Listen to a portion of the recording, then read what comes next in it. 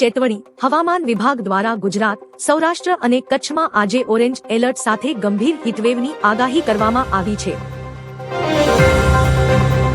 દરિયાઈ હુમલો હોર્મુઝની સામુદ્રધુનીમાં ગુજરાત આવતા થાઈ કાર્ગો જહાજ પર હુમલો થયો, 20 ક્રૂ મેમ્બર્સનો બચાવ, 3 હજુ પણ લાપતા છે. સંસદમાં હોબાળો, લોકસભામાં રાહુલ ગાંધી અને સ્પીકર ઓમ બિરલા વચ્ચે ઉગ્ર બોલાચાલી, ઓમ બિરલા વિરુદ્ધનો અવિશ્વાસ પ્રસ્તાવ ફગાવી દેવાયો. એલપીજી સંકટ, પશ્ચિમ એશિયાના તણાવને કારણે યુપી સહિત અનેક રાજ્યોમાં એલપીજીની તીવ્ર અછત, ગેસ એજન્સીઓ પર લાંબી કતારો જોવા મળી. હરદીપ સિંહ પુરીનું નિવેદન, ઉર્જા મંત્રીએ સ્પષ્ટતા કરી કે દેશમાં ઇંધણનો પૂરતો સ્ટોક છે, અછત અંગેની અફવાઓ પર ધ્યાન ન આપવા અપીલ કરી. ફારૂક અબ્દુલ્લા પર હુમલો, જમ્મુમાં એક લગ્ન સમારોહ દરમિયાન ફારૂક અબ્દુલ્લા પર ગોળીબાર થયો, તેઓ આબાદ બચ્યા અને હુમલાખોરની ધરપકડ. Tropic of cancer science park, CM Bhupendra પટેલે સાબરકાંઠાના સાલાલ ખાતે નવા સાયન્સ પાર્કનું લોકાર્પણ કર્યું. શેરબજાર અપડેટ, સેન્સેક્સ 600+ પોઈન્ટ ઉછળ્યો, ઓઇલ અને ગેસ ક્ષેત્રના શેરોમાં ભારે અસ્થિરતા બાદ રિકવરી. પર્યાવરણ પહેલ, ગુજરાત સરકારે શહેરી પ્રદૂષણ રોકવા માટે lake and air watch project launch કર્યો. આઈપીએલ 2026, આઈપીએલની આગામી સિઝનનું પ્રથમ 20 દિવસનું શેડ્યુલ આજે જાહેર થવાની શક્યતા. સાયબર ફ્રોડ, કેન્દ્ર સરકારે સાયબર છેતરપિંડીના કેસોમાં અત્યાર સુધીમાં 8,600 કરોડ રૂપિયા બચાવ્યા હોવાની માહિતી આપી. યુએનએચઆરસીમાં ભારતે જીનીવા ખાતે આતંકવાદને માનવાધિકાર માટેનો સૌથી મોટો ખતરો ગણાવ્યો. જીઈઆરસીના નવા દર, ગુજરાત વીજ નિયમન પંચે ગ્રીન એનર્જી ઓપન એક્સેસ માટે બેન્કિંગ ચાર્જ ₹1.5 પ્રતિ યુનિટ રાખવાની દરખાસ્ત કરી. ટ્રમ્પનો દાવો, અમેરિકી પ્રમુખે ઈરાન-ઇઝરાયેલ યુદ્ધ 13 દિવસમાં જ નિર્ણાયક તબક્કે હોવાનું અને ટૂંક સમયમાં અંત આવવાનું નિવેદન આપ્યું. રાજ્યમાં ફરી નકલી પનીર ઝડપાયું, ગુજરાતમાં નકલી પનીર અને ફૂડ એડલ્ટરેશનના વાયરલ વીડિયો બાદ સુરત ફૂડ વિભાગ એક્શનમાં. બુમરાહનો રેકોર્ડ, ભારતીય ફાસ્ટ બોલર જસપ્રીત બુમરાહે આંતરરાષ્ટ્રીય સ્તરે વધુ એક ઐતિહાસિક સિદ્ધિ હાંસલ કરી. ઈરાનમાં કાળો વરસાદ, ઈરાનના તેહરાનમાં કાળા રંગનો ચિકાશવાળો વરસાદ થયો, તેલના સ્ટોરેજમાં લાગેલી આગનો ધુમાડો વાદળોમાં ભળતા આ દુર્લભ ઘટના બની. સોનાના ભાવમાં મોટો ઉછાળો, ઈરાન-ઇઝરાયેલ યુદ્ધના કારણે સોનાનો ભાવ વધીને 1.63 લાખ પર પહોંચ્યો, ભાવ 1.80 લાખ સુધી જવાની આગાહી. ચાંદીના ભાવમાં ઘટાડો, સોનામાં તેજી છતાં ચાંદીના ભાવમાં આજે ઘટાડો નોંધાયો, જે 2.89 લાખ પ્રતિ કિલોગ્રામની આસપાસ સ્થિર થઈ.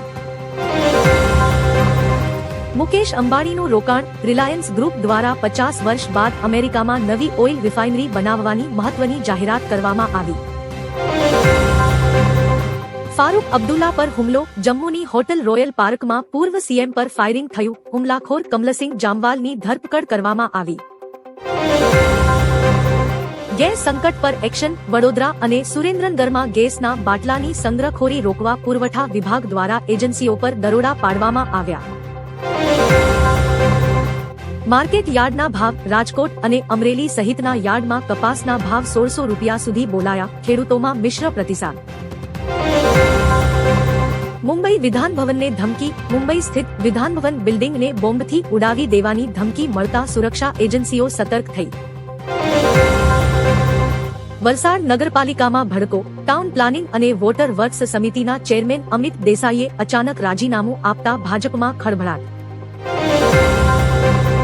શિક્ષકની લાપરવાહી, ધોરણ 6ની બાળકી પાસે ધોરણ 10ના પેપર ચેક કરાવતો વિડીયો વાયરલ થતા શિક્ષણ વિભાગે તપાસના આદેશ આપ્યા. કુલદીપ યાદવના લગ્ન, ભારતીય સ્પિનર કુલદીપ યાદવ ટૂંક સમયમાં ભવ્ય લગ્નગ્રંથિથી જોડાશે, લગ્નના ખર્ચ અને તૈયારીઓની સોશિયલ મીડિયા પર ચર્ચા.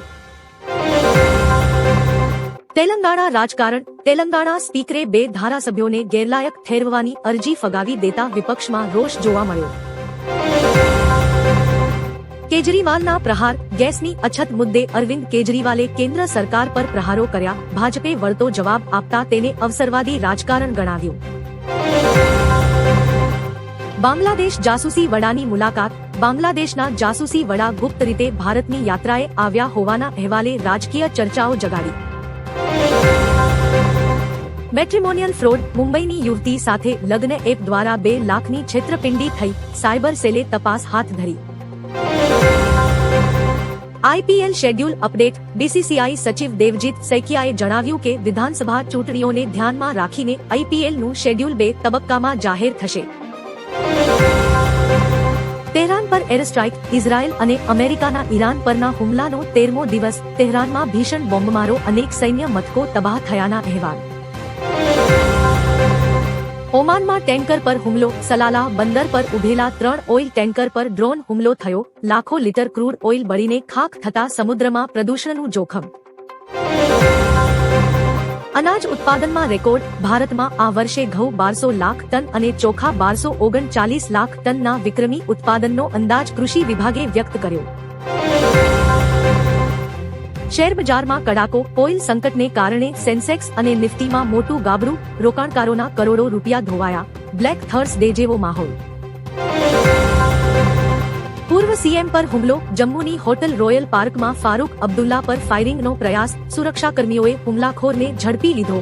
અબ્દુલ્લા સુરક્ષિત. ગુજરાત વિધાનસભા ગૃહમાં શ્રમ, રોજગાર અને પંચાયત વિભાગની માંગણીઓ પર ચર્ચા. વિપક્ષ દ્વારા ગેસની અછત મુદ્દે સરકારને ઘેરવાના પ્રયાસ. ઈવી કાર વિતરણ. મુખ્યમંત્રી ભૂપેન્દ્ર પટેલે રાજ્યની 40 આઈટીઆઈને વિદ્યાર્થીઓની ટ્રેનિંગ માટે ઇલેક્ટ્રિક વ્હીકલનું વિતરણ કર્યું. ધન્વંતરી રથ. બાંધકામ ક્ષેત્રના શ્રમયોગીઓના સ્વાસ્થ્ય માટે મુખ્યમંત્રીએ નવી મોબાઈલ મેડિકલ વેનને લીલી ઝંડી બતાવી પ્રસ્થાન કરાવ્યું. નવસારી પદવીદાન સમારોહ. નવસારી કૃષિ યુનિવર્સિટીના કોન્વોકેશનમાં રાજ્યપાલ આચાર્ય દેવવ્રતની ઉપસ્થિતિ. તેજસ્વી વિદ્યાર્થીઓને ગોલ્ડ મેડલ એનાયત. Adani wind turbine. મુન્દ્રા ખાતે અદાણી ગ્રુપ દ્વારા ભારતની સૌથી લાંબી વિન્ડ ટર્બાઇન બ્લેડનું ઉત્પાદન શરૂ કરવામાં આવ્યું. ગેસ સંગ્રહખોરી પર દરોડા. વડોદરા પુરવઠા વિભાગે 5 એજન્સીઓ પર તપાસ કરી. નિયમ વિરુદ્ધ ગેસ રિફિલિંગ કરતા શખ્સો સામે કાર્યવાહી. સ્પીપાની સિદ્ધિ. ગુજરાતની સ્પીપા સંસ્થાના 34 ઉમેદવારોએ યુપીએસસી પરીક્ષા પાસ કરીને નવો રેકોર્ડ બનાવ્યો. હોર્મોઝમાં સુરક્ષા. ભારતીય નેવીના જહાજો હોર્મોઝની સામુદ્રધુનીમાં વેપારી જહાજોને સુરક્ષિત એસ્કોર્ટ કરી રહ્યા છે. Russian oil. અમેરિકાએ ભારતને દરિયામાં રહેલા જૂના રશિયન ઓઇલ જહાજોને સ્વીકારવા માટે અસ્થાયી છૂટછાટ આપી.